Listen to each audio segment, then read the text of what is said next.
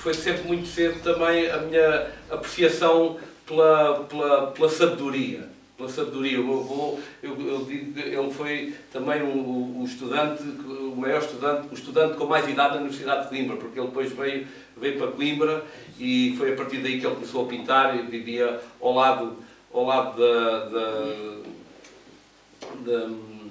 da Universidade de Coimbra, e em frente havia o Museu de História Natural. Eu comecei a pintar com ele e depois também visitava o Museu de História Natural. Também foi por aí que eu aprendi e que me dediquei sempre um bocado às ciências da natureza e não sei o quê, e que depois mais tarde me dediquei também a fundo sobre a paleontologia, e isto porque a parte artística, a veia artística que eu acho que todos nós temos, é como aqui há dias chamavam, é um turbilhão de ideias que nós temos desde jovens, que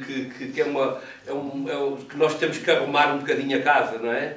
Quando decidimos depois enverdar pela parte artística, não é fácil, mas a força que se vai adquirindo com estas experiências e dos outros, e se forem familiares e se forem também, que eu acredito na parte genética, a parte de evolução da espécie, eu acho que nós já trazemos de trás alguns genes da nossa evolução.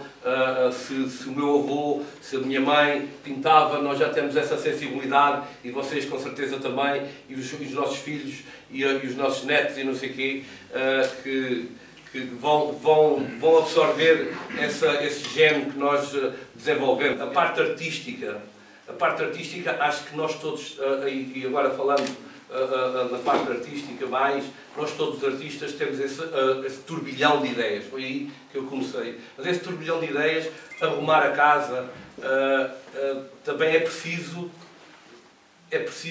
escolher caminhos. Porque há muito artista que tem muita ideia e que tem um turbilhão de ideias, mas depois aproveitar essa ideia e impulsionar para que ela vingue, isso é muito importante. Hoje, cada vez mais, há mais condições. Nós estivemos naquele fórum e eu fiquei muito satisfeito de sentir que há condições. Eu fiquei muito satisfeito de sentir que havia, não sei qual é a associação, que havia às quartas-feiras, podiam ir lá, mostrar, não é necessário marcar nem nada, mas vão lá só para dar a sua ideia e aquilo que têm em projeto, e depois podem ser encaminhados ou não, mas mesmo que sejam encaminhados, é preciso força à mesma, é preciso energia, porque muitas das vezes até encaminham e depois deixam-se andar naquele encaminhar porque foram encaminhados, e depois quase que nem têm responsabilidade nenhuma para andar com esse projeto seu, e os outros depois é que nos encaminham porque ou entraram num lobby, ou entraram num nicho em que, epá, este gajo eu tenho que levar, quer dizer, porque a gente apoiou antes ou isto ou aquilo. No nosso caso, ou no meu caso do Art Space, nós estamos a criar uma coisa para que me leve também a mim, digamos, nós criamos isso, que me leve também a mim a conhecer a minha obra. Mas isto foi um projeto todo pensado. Portanto, a parte também de ganhar estofo ou ganhar monetariamente essa capacidade.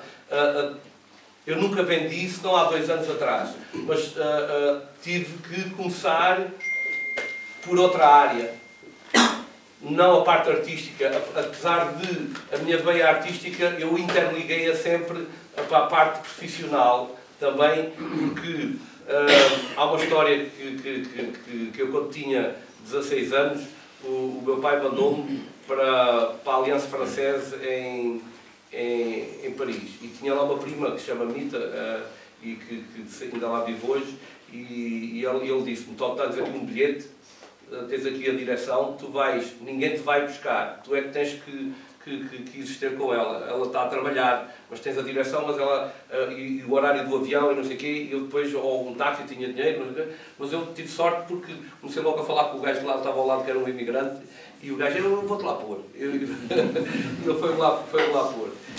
Mas depois, eu tinha a mania que queria ser pintor. Queria viver da arte, queria ter essa parte. E foi quando ela inscreveu-me na Aliança Française, comprou-me um carnet para eu ir de metro sempre lá para a ponta da cidade, e ela vivia noutra ponta. Mas depois aprendi a andar de metro, e eu gostava tinha que ir conhecer Montmartre, que era onde estavam os pintores e tal. E depois comecei a ir lá, fiquei lá umas horas, depois no outro dia fui para a escola, mas depois estava só a pensar naquilo, e depois um dia já não fui à escola, fiquei lá, e depois nunca mais fui à escola. Houve um dia que a minha prima saiu do emprego, que ela estava num estúdio de costura e não sei o quê. E então passou pela escola, vou lá ver como é que o João está e tal. Chegou lá, ele só cá veio 2 ou 3 vezes, nunca mais cá pôs os pés, e já tinha passado quase um mês. E então, quando eu cheguei a casa, então, onde é que tu dizes? Te vi da escola, tu conta-me a verdade e tal. Depois lá tive que contar tudo a verdade, e depois vim recambiado. Mas eu vendi 2 quadros, porque pintei 2 quadros com um senhor já de idade, um velhote, já aos anos que isto foi. E eu pintava ao lado dele, e vendi esses 2 quadros. Hoje gostava de saber onde é que eles estavam. E sempre me interessei também pelo cortume, e aprendi as fases logo muito cedo, e naquela altura, já com 18 anos, e depois da escola, eu inscrevi-me na escola alemã para ir estudar para a Alemanha, cortumes.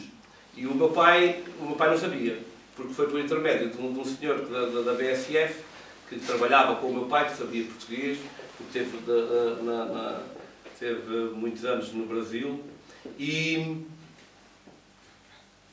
eu pedi-lhe ao Flance, inscreva-me lá na escola na Alemanha. Isto faltava um ano, coisa assim.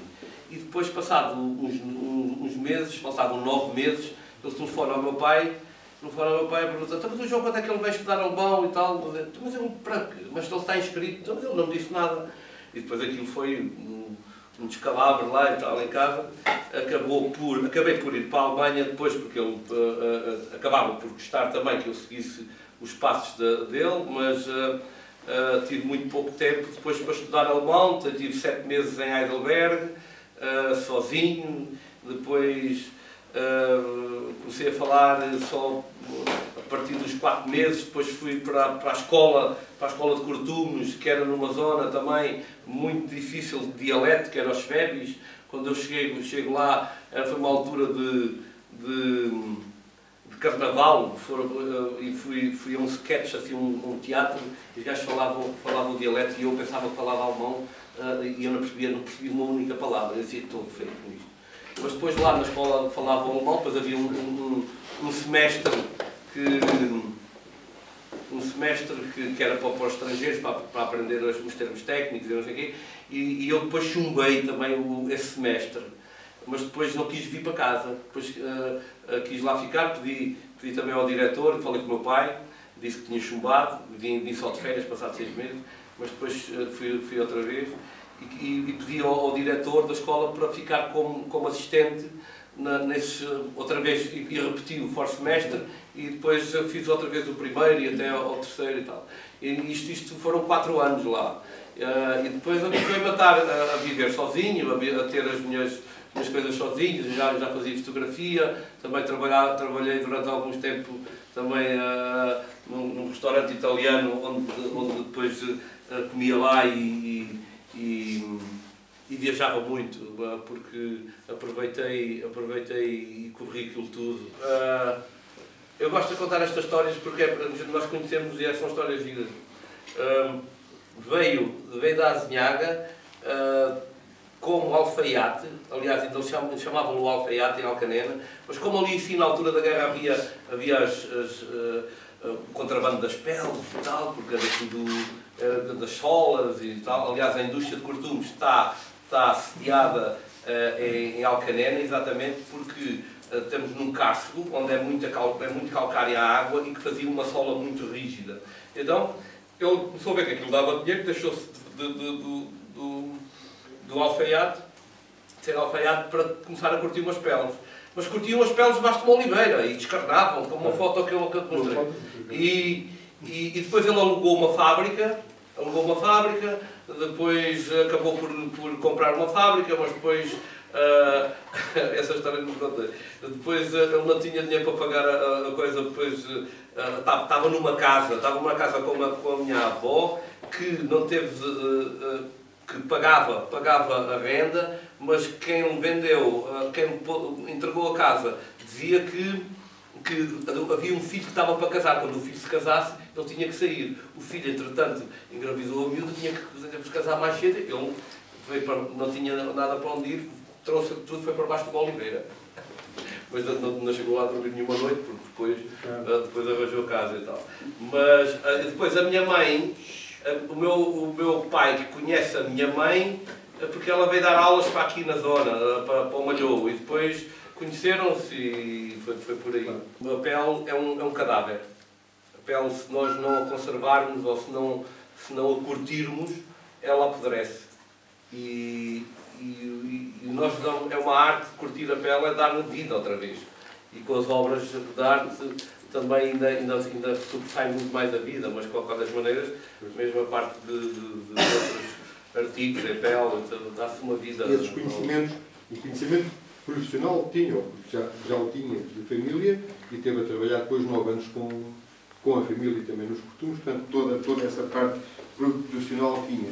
Mas esses estudos sobre as químicas e o seu interesse pelas químicas, como endurecer as peles, como manter as peles melhor, enfim, tudo isso que foi buscar inclusivamente a outras indústrias, não é?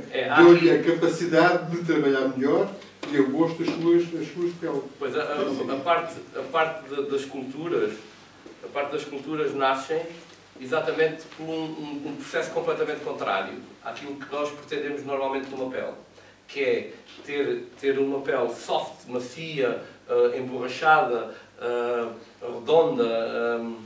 Aqui não. Aqui há um processo químico, há vários processos químicos, mas há um processo em que nós temos que inchar as fibras, depois desinchar as fibras e dar elasticidade. Eu aí, nesse processo, exagero com enzimas para que as fibras ficam muito mais elásticas e depois curto a pele à maneira antiga, que é a vegetal, com produtos vegetais, com mimosa, quebracho, são madeiras que, transformadas em pó, são solúveis e têm o poder de tanino. E aí depois fui buscar porque queria que a pele estivesse elástica, mas queria, quando ela secasse, que ela ficasse muito rígida.